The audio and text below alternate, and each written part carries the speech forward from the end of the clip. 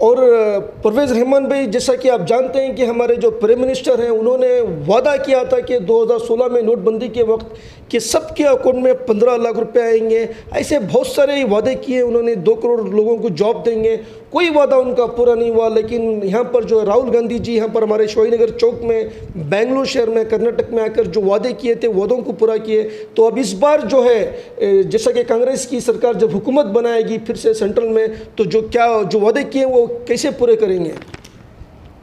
सुनिए, मैं आपसे एक बात कहना चाहता हूँ।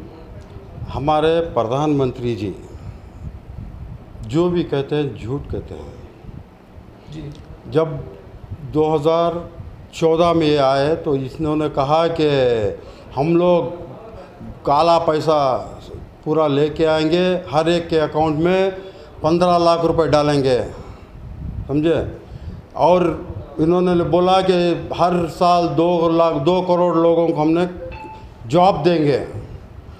और इन्होंने कई वादे किए, गैस कम किए, गैस का रेट बढ़ा दिया, गरीबों को गैस को ये और गैस का रेट बढ़ा दिया है अल्लाह सा। और क्या किया इन्होंने, पेट्रोल का रेट बढ़ा दिया है, हर चीज़ों का बढ़ा दिया है। अगर कोई भी पूछता है तो उन्होंने दे देते हैं चंबो किसानों को। क्या किसानों को बोले कि हम आपके कर्जा माफ़ करेंगे, वो दुगना कर दिया है कि जब अगर कोई पूछे तो कहते हैं हम देंगे, दे दिया चंबो। अब हालात ऐसे हैं, हमारे प्रधानमंत्री कुछ भी बोल देते हैं। क्या हमारी कांग्रेस का सरकार जो है झूठ नहीं कहती। हम लोगों ने 2003 के इलेक्शन में 2023 के इलेक्शन में हम लोगों ने वादा किया था कि 5 गारंटियाँ हम लोगों ने दिए थे, 5 हमने लागू किए और इसका फ़ायदा उठा रही है हमारी कर्नाटक की सरकार, कर्नाटक के लोग 5 गारंटियाँ भी उसका बेनिफिट्स ले रही हैं। और दूसरी बात, अब और फिर से हमारे राहुल गांधी जी ने और 5 गारंटियाँ उन्होंने कहा है। इंशाअल्लाह बड़ी बात नहीं, ज़रूर इसको भी लागू करेंगे। हर एक औरत के हाथ अकाउंट में साल का 1 लाख रुपया आएगा, पक्की बात। और जो जिसके पास नौकरी नहीं, काम नहीं जानता, अगर ये कहीं कंपनी में कहीं जाके ट्रेनिंग के लिए जमा होगा काम पे, उसको दुकानदार या कोई भी कंपनी वाला, ऑफिस वाला उनको तनख्वाह नहीं देगा, लेकिन तनख्वाह हम लोग, हमारी सरकार देगी 8,000 कुछ, उसके भी अकाउंट में 1 लाख रुपया साल का जाएगा। ऐसी शर्तें रखी है और ये लागू करेंगे पक्का। क्या कांग्रेस सरकार जो कहती है वो करती है। ये हमारी जो अभी सरकार जो है जो कहती है वो कभी नहीं करती, समझे। सबको अपना डर बतर दिखाती है और लोगों को डरा धमका के अपना तंबू सीधा करती है।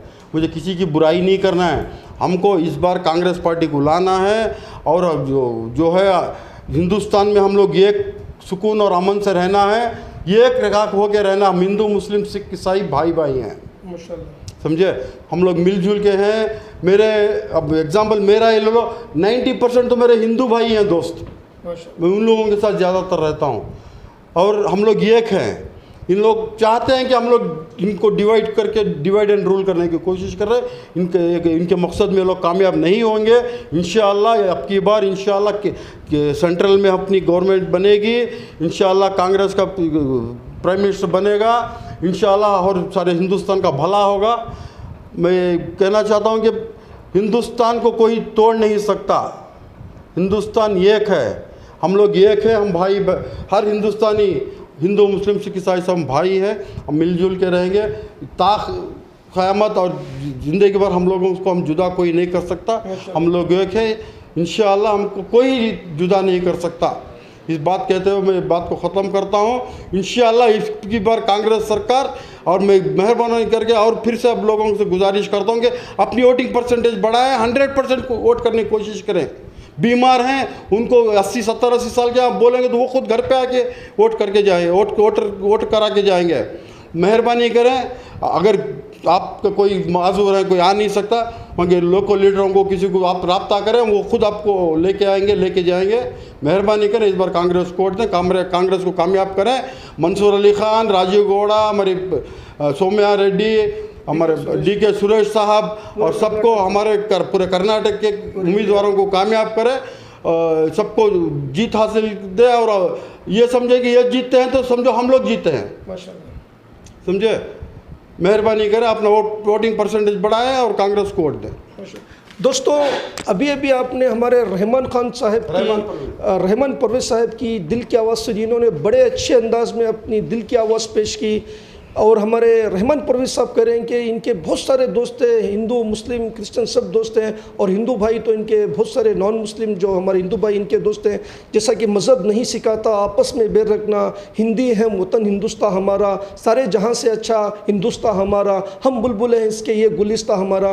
तो रहमान परवेज भाई ने बड़े अच्छे अंदाज में अपनी दिल की आवाज़ पेश किया और कहा कि 100% जो है इस बार वोटिंग परसेंटेज को बढ़ाना है, क्योंकि हमारे जहाँ कहीं भी माइनॉरिटीज़ हैं, चाहे respective of religion and caste, हिंदू मुस्लिम सिख ईसाई, सब लोगों को मिलकर लेके जाकर 100% वोटिंग परसेंटेज बढ़ाकर कांग्रेस पार्टी को जिताना है। यही हमारे परवेज़ रहमान साहब की दिल की आवाज़ है। और मैं भी दुआ करता हूं कि जो मौजूदा हालात हैं, जैसा कि ये जो इलेक्शन है एक संविधान का इलेक्शन है, क्योंकि हमारे जो प्राइम मिनिस्टर कह रहे थे कि इस बार 400 पार बोल रहे थे, जैसा कि हमारे रेवंत रेड्डी साहब ने कहा कि अगर 400 बाहर हो तो 200 सीट कहीं बाहर के मुल्क से लेके आएंगे के बोल रहे थे।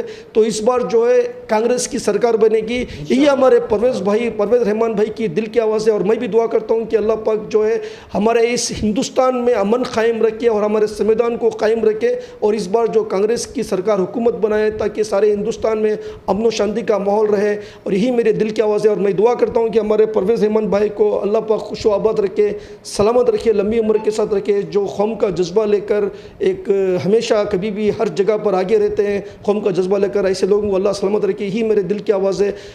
इंशाल्लाह हम फिर मिलेंगे किसी अच्छे इंसान की दिल की आवाज़ के साथ। खुदा हाफिज़। अस्सलाम वालेकुम। जय हिंद, जय कर्नाटका।